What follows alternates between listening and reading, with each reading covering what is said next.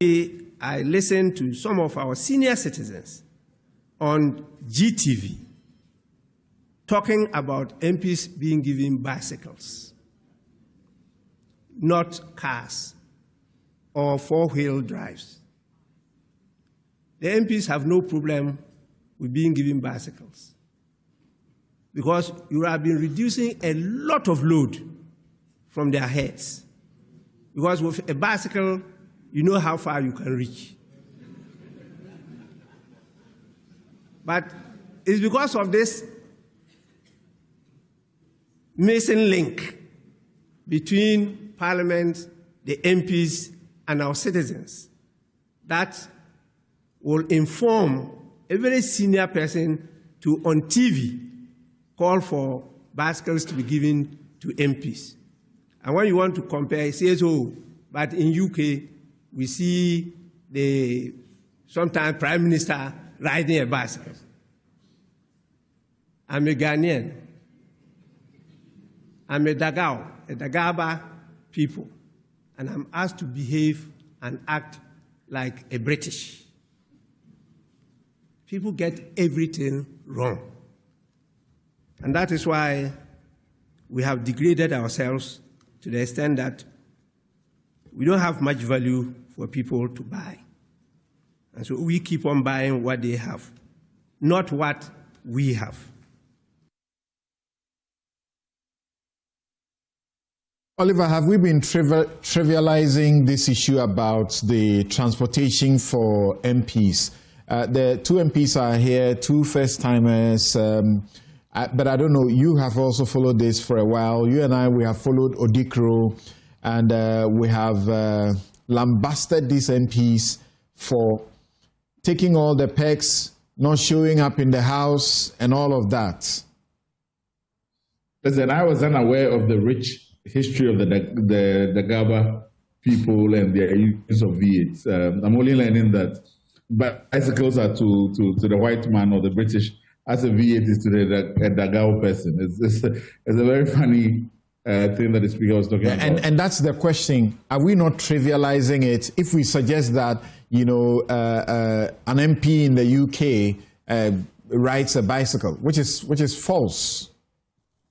I mean, the truth is that this is an attempt to have a conversation around public expenditure and the trappings of power and the way in which our leaders and parliamentarians self-present more generally. So I don't want to debase the conversation into example given that, takes us away from the meat of the conversation and what the issue is. It's a genuine attempt to be able to have a conversation that has been cyclical, that keeps coming back around this loans issues and things like that.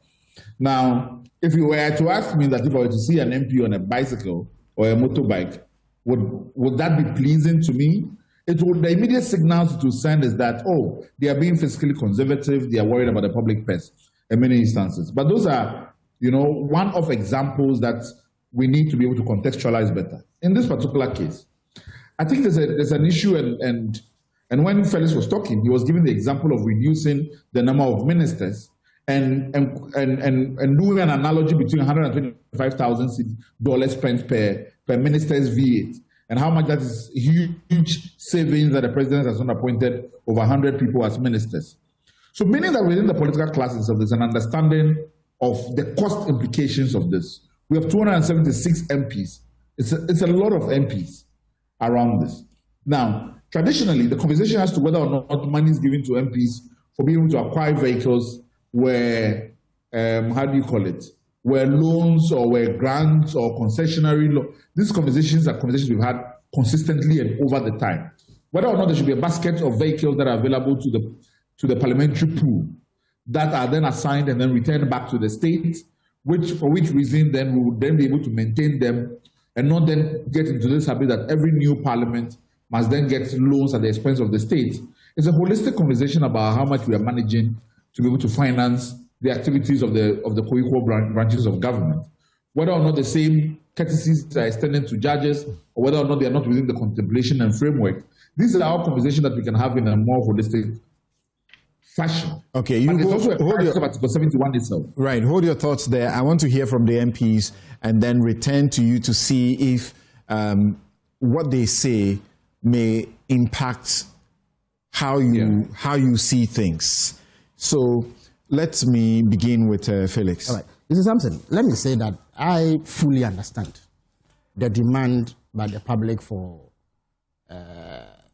limited expenses on government as a whole, and the need to be moderate and ensure that we apply resources to the most critical areas. That is well understood. But I think that for many years, MPs have been unfairly criticized simply because they are given the same tools that other public service holders get to do their work. And something, there's a saying in Akan, to wait if the frog had not fallen into warm or boiling water, it would not have realized the differences between the temperatures of water. In the past, I used to join those who used to harangue MPs. But since becoming one, I have noticed that MPs are perhaps the most unfairly treated in the whole governance architecture. You see, MPs, like everybody else, within the three arms of government, provide a public service. They serve people. When you are elected as an MP, everything you do is in furtherance of the interests of the people of Ghana or your constituents. Ministers, we all agree, should be given some facilities in order to be able to do their work. The same for the judiciary. They hardly come up for mention in terms of what it even costs to run the judicial service. But the moment it gets to MPs, a certain attack is launched on them. This is something, let me tell you up front, and I know it because I have experienced it. There is nothing that the MP gets for his old tenure that will come anywhere close to what the MP spends on the people that he's serving. And maybe you may oblige me one day, just spare me one of your cameras and your cameramen to follow me to the Abu Asebu Kwamekes constituency for between Friday and Sunday. Where you are leaving to from here. Exactly, and come back with the reports. Look, on any given morning, if I happen to be in the constituency, there will be between 200 to 300 people in my house. So I have an office where I sit and run what I call a clinic. So you can sit there for about 6 hours sometimes, listening to specific demands. And you see what happens is that because government is limited in terms of its reach to the people, that void, that chasm that is created, that breach has to be filled by the MP. So unlike other players in the governance architecture, the MP has to meet direct needs. Indeed, my colleague here lamented a few months ago about what it takes him to be able to go around the constituency every weekend. As I sit here, I'm not yet in AAK, but my constituency organizer, Amos, has sent me a tall list of funerals to which I have to donate. The last time I was in AAK, I counted 336 people came to me in the morning with varying degrees of demands. And these are not people who are there to swindle me. They have brought genuine concerns that if I do not address, government will never be able to address it. So they will be condemned to extreme suffering. So when you become an MP, what do you get? Our salaries are analogous to the salaries of ministers. In fact, because I happen to be a minister and an MP, I'm paid by parliament actually. So there's a small top-up that I get as a minister. That is it. And then you are given a car loan. And something, it is a loan, not a gift. In lieu of that, you would have to buy it and give it to me. When I leave it. But it is really the same thing. You know what? Even before you see the car, they start deducting the money. So the money started disappearing from my account since last year. So I've been paying for it even though I have not seen the car yet. And the deductions will continue till the end of the 4-year tenure. Sometimes there is a certain difference. And so you make up for it before you leave. Beyond that, nothing comes. And yet, I am supposed to take care of the thousands of constituents who depend on me in the Abu Asebu Kwamekese constituency with no subsidy. There is talk about the MP share of the common fund. That is part of the DCAF that the assembly gets. I don't get to see the money. So the most I do is to issue a letter authorizing the DCE to spend this on that project for the people of AAK. The money never comes to me. You understand me? But the impression is created that somehow there is some pot sitting in parliament which MPs get resources from and therefore are much better off. Indeed, there are instances where former MPs come to parliament and they cannot even afford to buy medicines because everything they have, they spend on their constituents. Look, I was in a constituency one day. Everything I had was taken away from me. I had to call my wife to send me 500 cedis to buy fuel to come to Accra. Because I had been shaken dry, stripped of everything that I have. But you see, maybe MPs we've not helped ourselves because of the opacity behind which we have operated. We have not opened up enough. People are even afraid to discuss what they earn for fear of public backlash. I can tell you for free, it is equivalent to what ministers earn. And that's it. Unlike ministers who have a duty post vehicle, who get all the accessories that I spoke to you about in the earlier segment, who have some allowance here or some allowance there due to travels or anything. The MP gets nothing. Again, when you come to the vehicle, some say, if it were just a case of leaving my residence in Accra and going to Parliament, before I became MP, I had a car, so I could manage. But you have to take long distance travel, and I take long distance travel. From here to AAK, it's about 160 kilometers. I cannot do that on a bicycle or a motorbike. I have colleagues who are MPs. I see them in the court when I'm also practicing in the courts as a private practitioner. Yes. So they have a job that gives them time to still keep their job. A question Suleimana Isifu is asking us is, Ghanaians wouldn't complain, it's actually a comment, Ghanaians wouldn't complain if MPs show work for the V8s they are giving. Samson. We expect more from them, especially holding the executive accountable. If they do that appropriately, it will alleviate the masses and no one will make demands to them as being complained of. Samson. They shouldn't take bribes for the work they do as contained in Manasseh's book. Samson, you see, okay. So Kabiru is here. He is an opposition MP. This morning, he has shared his views on government. On any given day, he gets up in Parliament to critique government policy. When the NDC was in opposition, we used to do that. Indeed, there was those days when every day we brought some scandal. It was part of the oversight. When Honorable Blakwa blew the whistle on the cash for sea scandal, the Franklin Templeton thing, and all the other many things, the fight that the NDC MPs put up to ensure that e-levy didn't get passed, all of that was part of the scrutiny that they were carrying out. In addition to this, there are committee sittings. So when Parliament starts sitting, say midday, and you don't see the chamber full, a majority of MPs would be in committee sittings. I know an MP who bought a nice Benz car with his allowances from the committee sittings. It is allowance for work that you do. You understand? And something, I can assure you that it's not possible. Maybe he didn't tell you the full truth. It's not possible. The allowance is so minimal. Again, they talk about work. So only last week I was in Newsfile, and I'm sure you followed my social media posts. I had to talk about 20 communities within those 2 days. I went to commission about 5 different projects. The previous time I was there, I had to look for 10,000 pieces of furniture to give to 5 secondary schools who didn't have it. So we've wiped out the deficit in furniture for those schools. I'll go again today. I'll do something. I'll go again the next week. I'll do something. And then added to that is the individual demands that people will come and make on me. So we need to be fair to the MP. The MP does not get anything that others in the governance architecture get far more. But before I end, let me insist here something.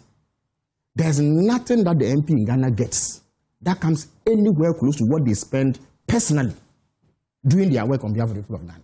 So what's the incentive? That's the question. But I beg you, before you go, I've asked myself that question. Yeah. And indeed, only last week I was talking to an MPP person who is nursing the ambition. I discouraged him. I told her, look, it is a thankless job. It will drain you. You will not come out better than you went in. So sometimes and we have seen people like that. Oh yes, who, after they were done, they are worse off. Yes. Like I was saying, I was watching this news, and your own good friend Gideon Boako had taken an entire market. Yes, and was paving it. You know, and has gone to seek support from NGOs and other places to want to develop an entire market for the people, because that's their basic, very important need. This is not government. Government cannot meet because government doesn't have all the resources at the same time. Right. You know? So yes, it is true that some of you actually do a lot of work. So why do you think still, in the minds of many Ghanaians, you are getting more than you should get? Why they would talk about, give them a bicycle, it's enough? Yeah, so the problem is that the MPs haven't lived with the problems, try to live beyond what they can do, including going to borrow to take care of the people. Yes. So there is that sense that they are rich. And when you see the problem and it confronts you every day, the president doesn't get to see it. No other arm of the government gets to see the problem.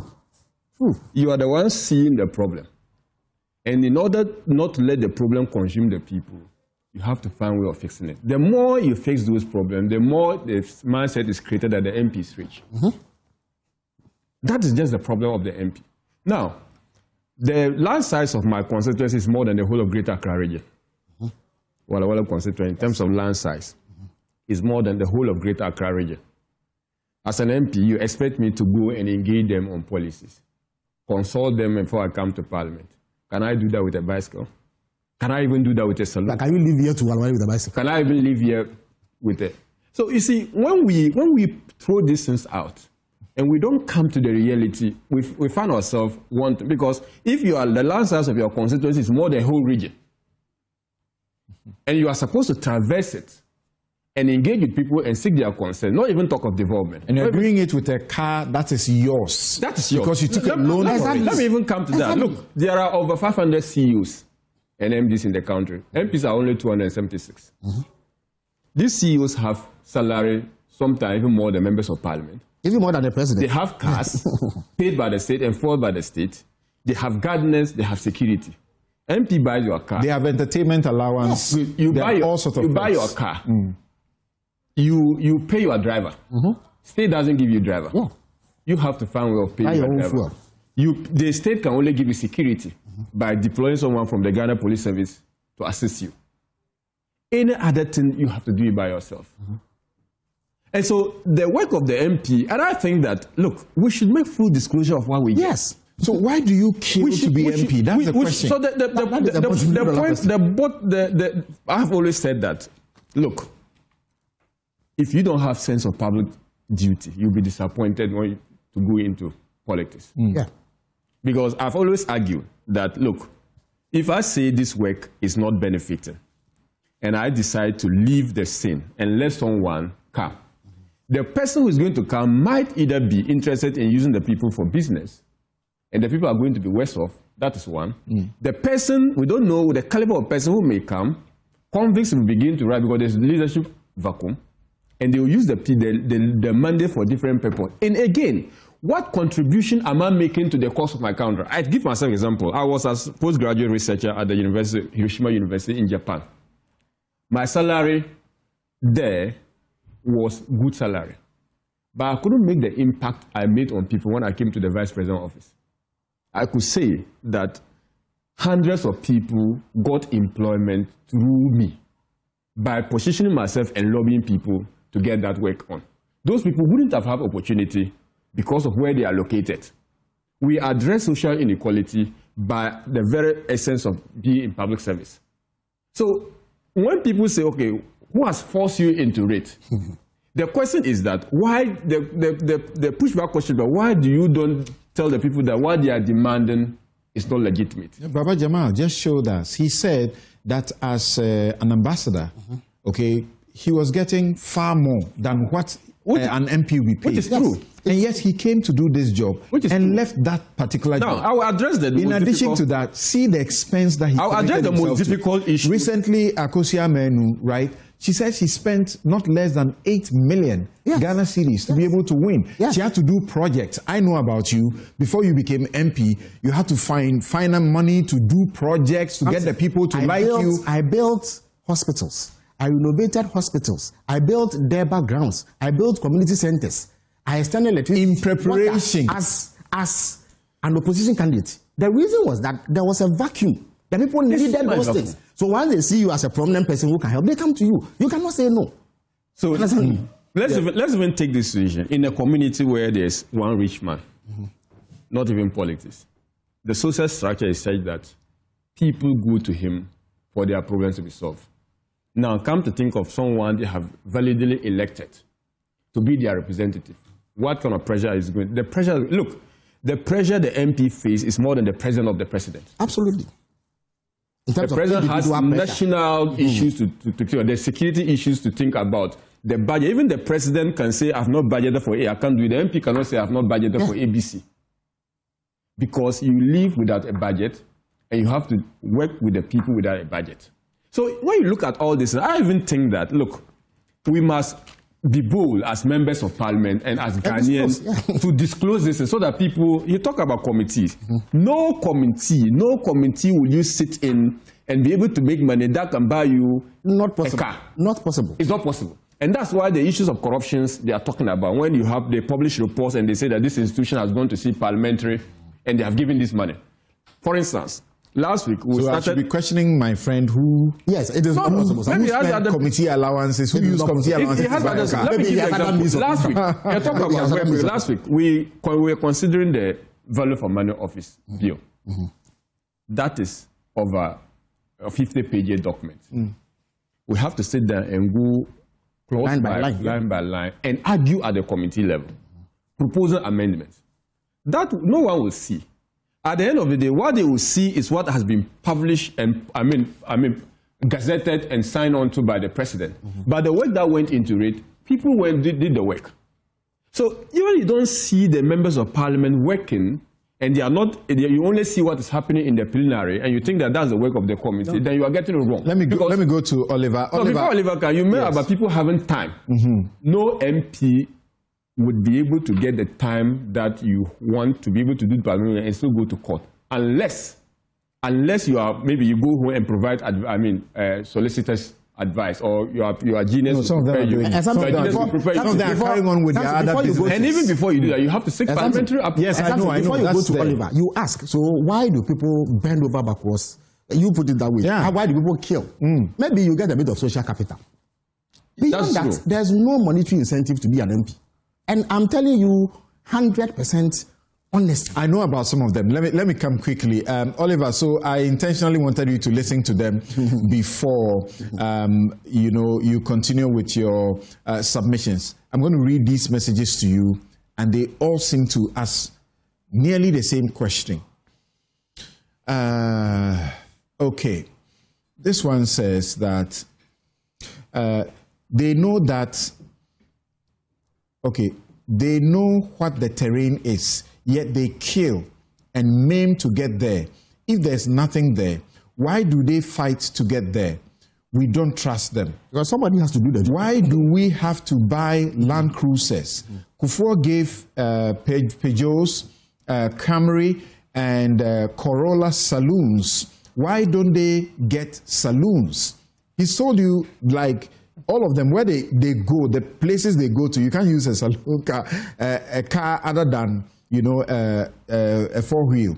It says the most annoying thing about them, when we buy V8 for them, is that they abuse road traffic regulations by driving with sirens, driving against the tide, pushing legitimate taxpayers off the streets because they are more human. It is repugnant, annoying, and infuriating.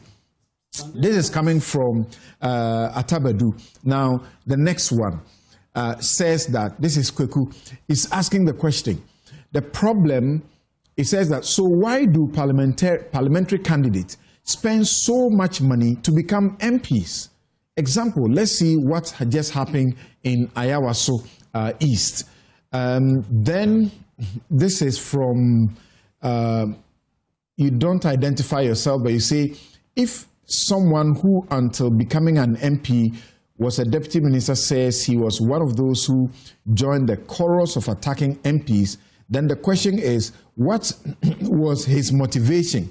Having sleepless nights campaigning. A Rabba Opoku Bediakon says that, please, nobody is comparing Ghana to the Western world, but we have to learn best practices. How come elsewhere citizens don't gather at MP's residence? Everyone minds his or her own business because the systems are there for everyone to thrive, including visitors who visit those countries. Here, citizens are always at MP's residence because they want to be seen. No. They want to be seen in that way. No.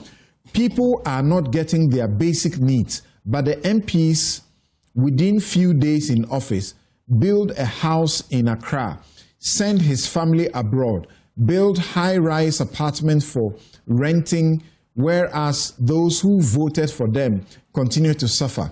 Please ask the MPs in your in your studio how they feel after ruling this country for so many years, but as many as 200 people can gather to beg for food in their homes. The next questioner, Bismarck, says, so upon all the problems they are talking about, why are they still paying for delegates to elect them? Angela, that's another matter. Angela says the problem of the MPs is a governance and transparency problem. Campaign financing amounts are drawn from the air. Amazing promises are made at campaigns. The district assembly's role is completely masticated. What do you expect people to do or think? This issue needs a reset. I agree. There are many of the messages like this, but we are running out of time. Oliver, having heard them, what do you say? I know we have very limited time, but this is what I think that generally there's a truth that the MPs have drawn the short end of the stick in terms of being the one to take care of the social welfare problems of people that exist within their constituency. The response to it is not to be able to commit, a ministry level budget to MPs to be able to deal with those social problems within their constituency. Even if you give it to them, it won't be able to do that. It's a clear sign of a failure of governance problems that need to be tackled more holistically. But I think this is what is important. Kabiru talked about, people need to know more. People are not going to believe you no matter how you sound the message because they're taking everything into context and still not believing, looking at the lifestyle of many MPs, that what you're saying is true. In any event, your availability and willingness to continue to engage in the game belies anything that they need to believe. They need that if people show up, you're still going to find the money for them in one framework or the other. So you're not going to solve the problem that way. And in a broader sense, let's look at the things and the markers that people look at and convince themselves that MPs are fine. So because of time, tell us, if we are not going to solve the problem that way, how do we solve it? Because the MPs have a genuine need to be able to do the work they do. So I will take away some of the things that people perceive as this trappings issue, which the MPs consider as disadvantages. For instance, let's take this transport issue that we are talking about. That if you are buying a vehicle as a loan, I'd rather the state was absorbing the cost, was taking up the vehicles that are available to you as a pool that you work for and you leave behind. People are not going to have any qualms that for people to be able to visit their constituencies. The state has a pool of vehicles that are available at the service of MPs. As you have said, it is more cost to the country to do it that way. But in fact, the benefit is that it deals with the perception problem in the long term. All right. Secondly, we are saying that we want to redirect attention to the DCEs. And this is why the proposals about the election of the DCEs, about not touching the District Assembly Common Fund, even creating that mechanism of MP share of the Common Fund, creates a perception that the money is going to you. So why do it in the first place? Focus, you're not a development agent. And so we have to be able to remove all those indicators that put the MPs in the light as if they are agents of the executive state and they're supposed to be there to do those kind of work. Right. Let's try all those reforms, I would say. And we raised this issue, and within a very short time, the interest on this issue alone is so huge. Unlike the matters that we have discussed about the economy and the rest of them. Komla Alfred, Citizen Ayo, General, one you call yourself General, Citizen Kwesi, Hornsby, Awim Ben, and Komla Alfred again, all of you almost saying the same thing. The MPs, they are their own problem because they campaign and tell the people about things they can do when they actually are only being elected to make laws. Right. So thank you very much. Thank you very much. And my outfit is by Habil Scooter. You can contact them 0200 84 19 88. They will get you the best of kaftans. Habil Scooter 0200 84 19 88. Check them out on your socials. My guests have been Felix Kwachio Fosu, Minister of Government, Minister of State, Government Communications, Dr. Muhammad Tia Abdul Kabiru, MP Wale, and also member of the Finance Committee of Parliament, Oliver Bakavomo, is Constitutional Rights and Policy Strategy Advisor at the Democracy Hub. And Bright Simmons, you heard earlier, is Honorary Vice President, Imani Africa. I'm Samson Ladi Anyanini. Have a good afternoon.